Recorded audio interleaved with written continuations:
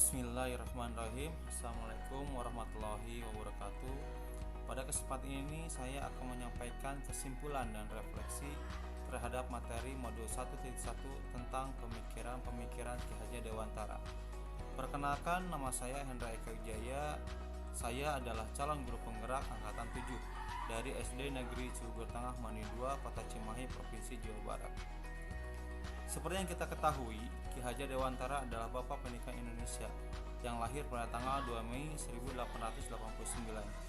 Pemikiran-pemikiran beliau tentang pendidikan seperti misalnya semboyan Ingarso Sungtulodo Imadnya Mangunkarso Tuturi Handayani sedikit banyak mempengaruhi perkembangan pemikiran pendidikan di Indonesia sejak dulu hingga kini.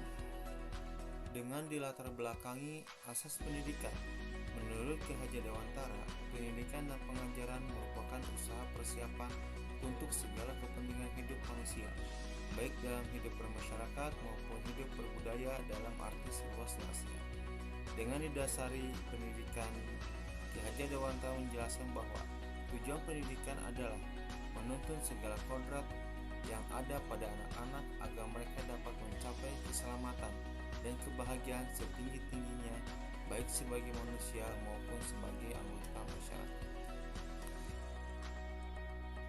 Ki Hajar Dewantara membedakan kata pendidikan dan pengajaran dalam memahami arti dan tujuan pendidikan. Pengajaran adalah bagian dari pendidikan.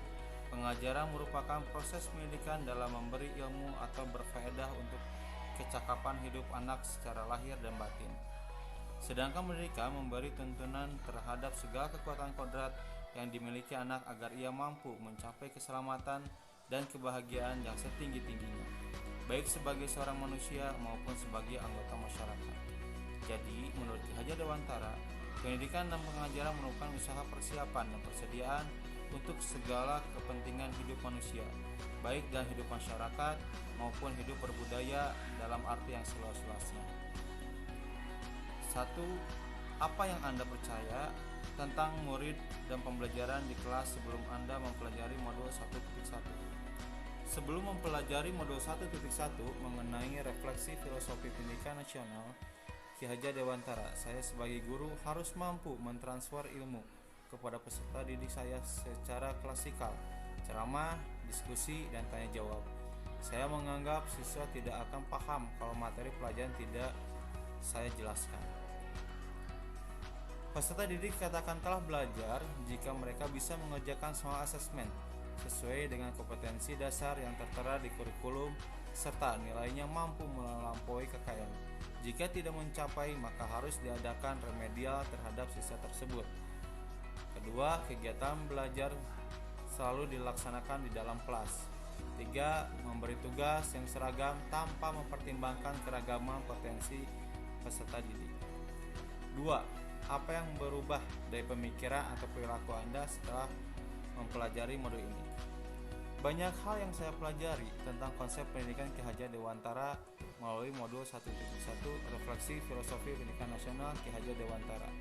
Konsep-konsep pendidikan Ki Hajar Dewantara memberi pengaruh yang cukup signifikan terhadap pemikiran saya tentang pendidikan. Pengajaran ternyata tidak sama dengan pendidikan. Pengajaran itu merupakan salah satu bagian dari pendidikan.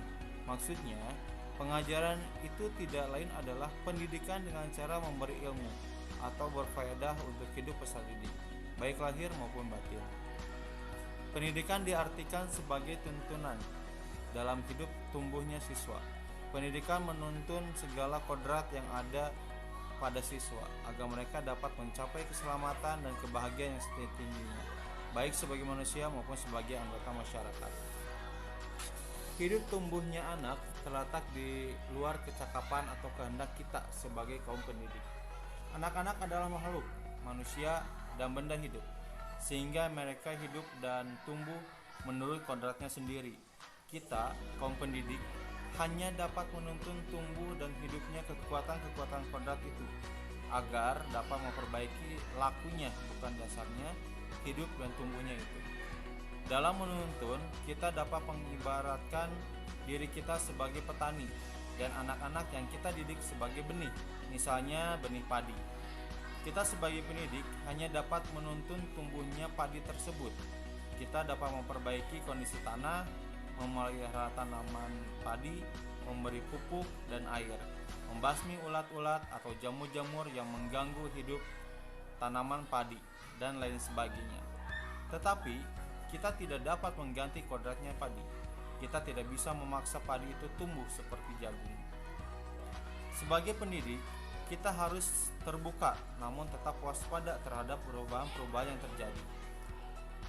Pada dasarnya, anak bukanlah kertas kosong yang bisa digambar sesuai dengan keinginan orang dewasa, tetapi anak sudah membawa kekuatan atau kodratnya, yaitu kodrat alam dan kodrat zaman. Kodrat alam, anak berbeda-beda.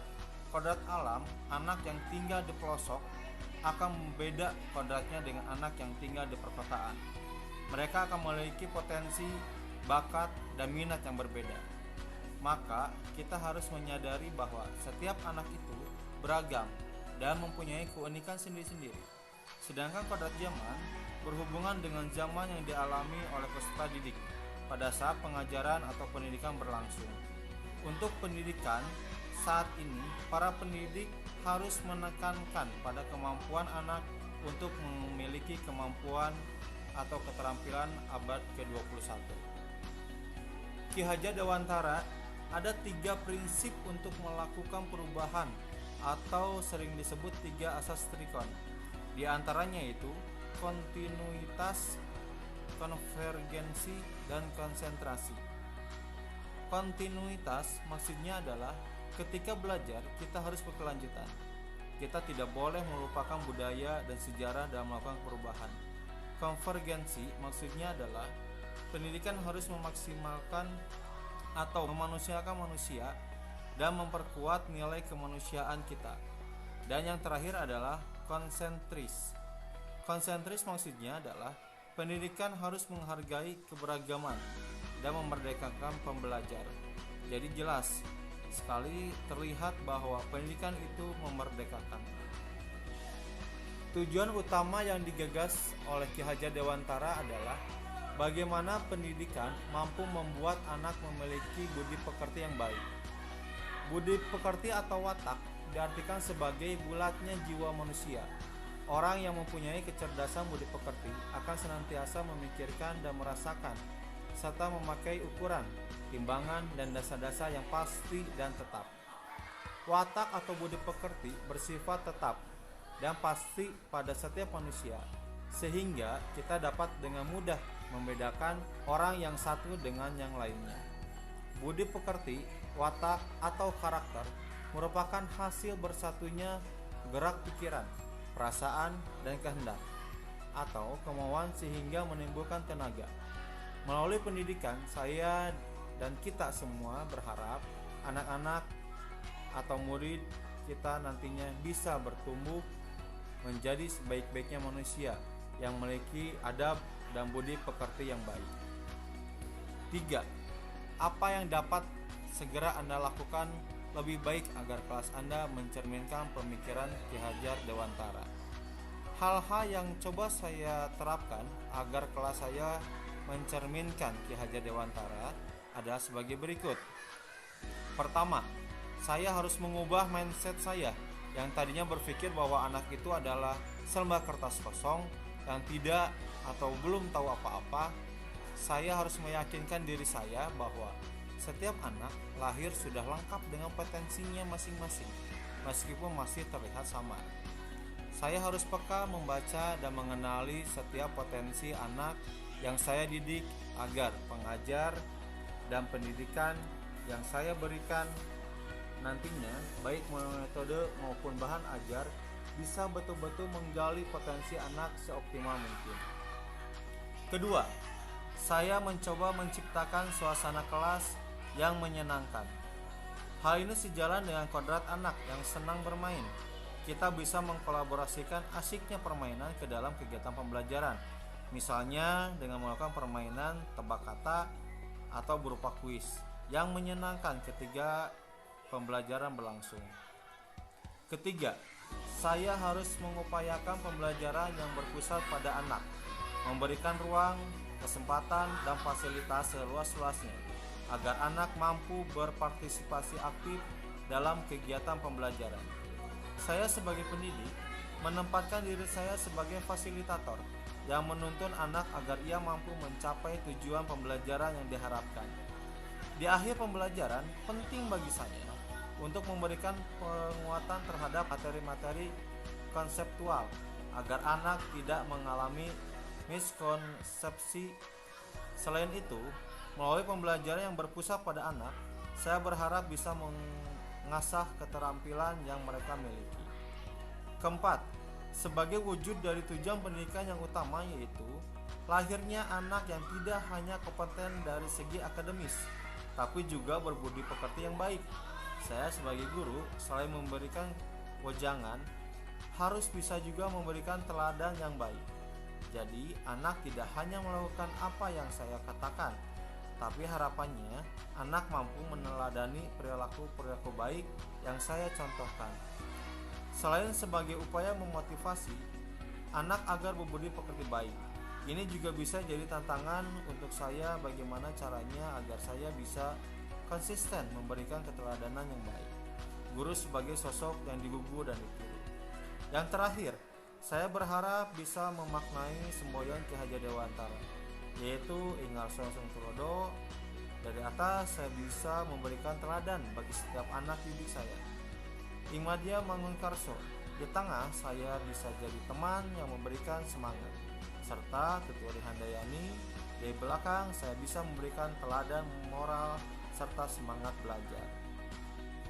Hal terpenting yang harus saya lakukan adalah menghormati dan memperlakukan anak dengan sebaik-baiknya sesuai kodratnya, melayani mereka dengan setulus hati, memberikan teladan, membangun semangat, dan memberikan dorongan bagi tubuh kembangnya anak, menuntun mereka menjadi pribadi yang terampil, berakhlak mulia, dan bijaksana, sehingga mereka akan mencapai kebahagiaan dan keselamatan.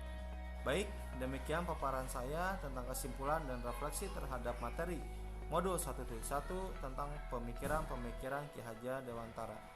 Terima kasih, calon guru penggerak angkatan 7, bergerak, tergerak, dan menggerakkan. Assalamualaikum warahmatullahi wabarakatuh.